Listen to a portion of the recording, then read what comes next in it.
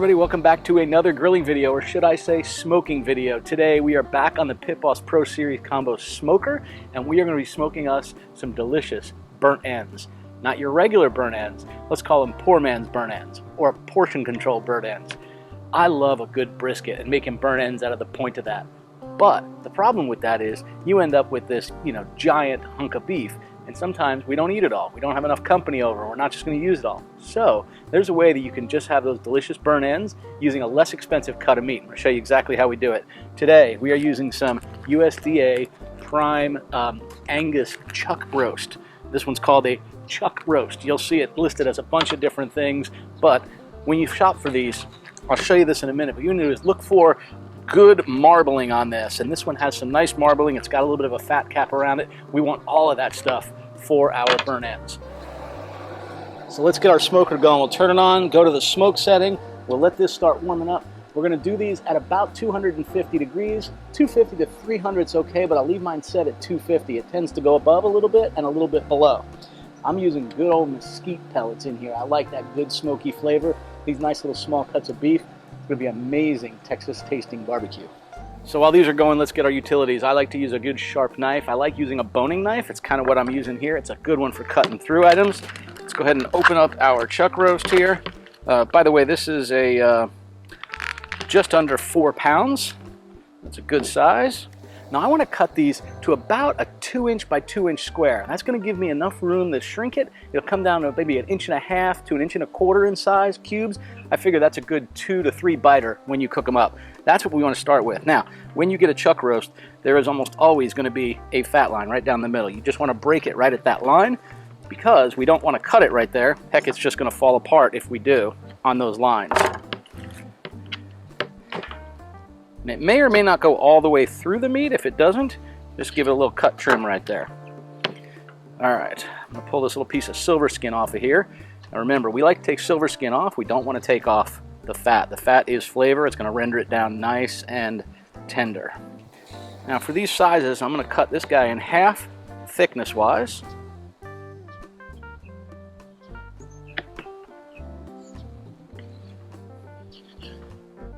That's good. And again, we're going with about 1.5 to 2 inch chunks. That's what we're looking for.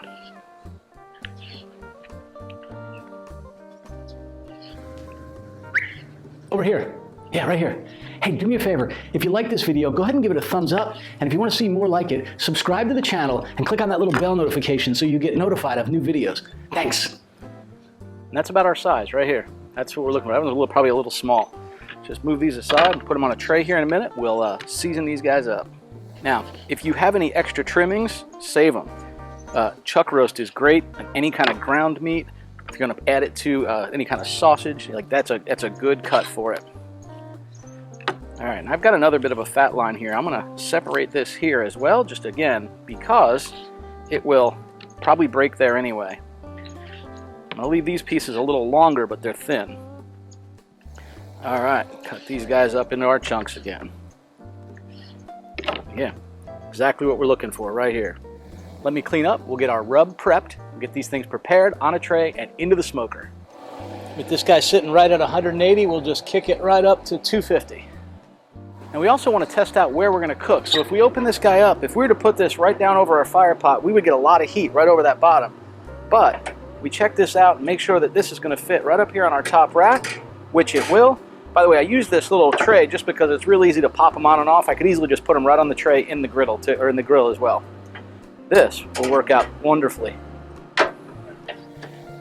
Barbecue is all about your own flavors. What do you like? What's the flavor profile you enjoy? And here's where you can really run the gamut. I have a couple of tips that I think work well for this kind of a dish, but certainly you got to make it your own. Traditional Texas barbecue, right? Salt, pepper, garlic. That's it. You rub that on and it's phenomenal. When I'm doing something like this, we're doing these as burnt ends. We want them to be dark. We want them to be really crisp on the outside because they got a nice bark on them. To do that, I like to add a little bit of brown sugar. So I would probably do equal portions of salt and pepper, a 1/4 portion of garlic, and then I would add probably, I don't know, maybe a 1/4 portion or even a slightly less of brown sugar. Today, I'm going to be using a Lone Star brisket rub, and this also has salt, garlic, paprika, brown sugar, and pepper. So it's a pretty good mix. that's what I'm going to be using in here. So let's go ahead and just pour in a bunch of this right into our bowl. By the way, if you have a wider pan, it's probably better. I like to do this a couple of different times because frankly, I don't want to put all of my seasoning in here, run these around in it, and have to throw seasoning away. You can heat this up in the grill to over the spice temperature and then put it back in a container. You can store it in your freezer. But, you know, if you're buying rub, it gets a little expensive after a while. I don't want to just keep buying new rub all the time. All right, so let's just throw in a small handful of these guys, and we will get them tossed around in here. What we're looking for is coating on all sides. That's it. Nothing spectacularly fancy here. We just want a good coating on all sides. Something like this. And that's what we're looking for. Nice full coating all the way around on these guys.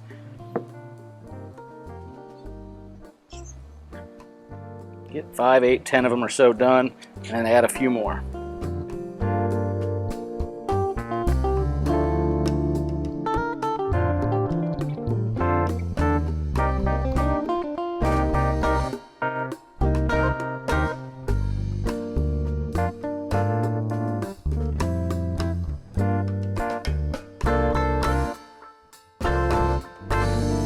Now, time to get this in a 250-degree smoker. It could take anywhere from 2 to 4 hours. What we want to do is bring these things up until they're about 185 degrees or so. All right, we are sitting right at 245 degrees. We'll get this guy popped right on here. Again, just sitting right there, so it's nice and easy to grab. I'm going to put a couple of my small pieces just on the side here.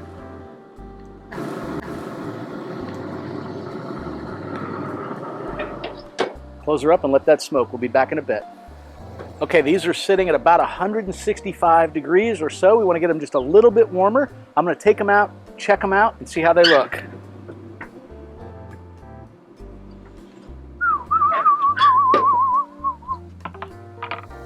Got 150, 148. Yeah, so these got to go a little bit longer.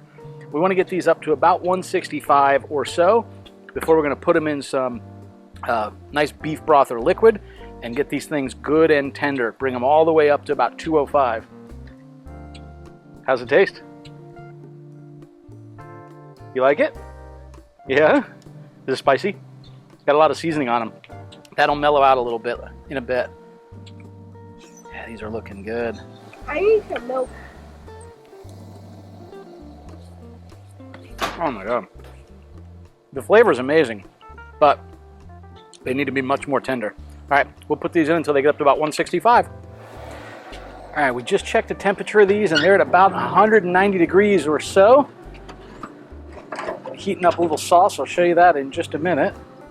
Go ahead and grab these guys out of here. Woohoo, they look good. All right, with these guys now up to temperature, we're gonna go ahead and take some of these and pop them right into a little pan so we can do some braising. Now, I've mixed 1 bouillon cube in here. I've got some hot water. I went ahead and boiled this just so we don't shock the temperature change. I added a little bit of red wine in here, a little bit of Merlot. You can really get creative at this stage as well. Now, let me just show you what these are looking like. They are not tender yet, but that meat looks delicious. So we're just gonna pop these right in here. Now, because these are so heavily seasoned is the reason why we're adding a little bit of water. We're going to cover this up with foil. We want to now get all this moisture sealed down inside of here. So I'm not going to pour the water right over the top of these, but I want to go with about 3/4 of an inch or so on the bottom of this pan. Remember, beef bouillon cube, whatever other flavors you like. In this case, I'm using a little bit of red wine. And we're going to seal this up all the way because we want this to really get tender as it gets up to about 205 degrees or so in here. So we're just going to take this, put it right back in there on about 200 degrees because all we want to get to is about 203 to 204 and these will be absolutely tender. We don't want them to fall apart and turn into shredded beef because we like that little single bite. And here we go. Get these guys popped right on in here. Now I'm going to cook these on top of this rack, and the reason I'm doing that is just get this up a little bit higher than that hot grate below it as a way to keep it from scorching on the bottom. The liquid also helps keep those from getting scorched. We'll be back probably within an hour. So we've had this at 200 degrees now for probably about another hour and 15 minutes. Let's go ahead and check this out.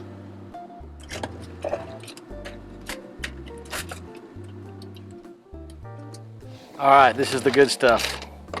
So, go ahead and open this up. Oh, man. Now, just take a look at these pieces, and that's exactly what we want to see. Look at how that's just coming right apart, but not completely falling apart. Take a look at this. If we just pinch that, that's the way it comes apart. And now comes the very best part of every one of these cooks. Now, I probably started this at about 9 in the morning. It's now 3 o'clock. This has gone for quite a while. We had it about 4 hours almost just smoking it. We put it in this liquid and went for another 2.5 hours or so. Oh, man. It's so tender, but the flavor is rich. All that spices. Because they're such small pieces, you get a bark on all 6 sides of every one of these cubes. Bon appetit, folks. We'll see y'all next weekend for another grilling video. Bye now.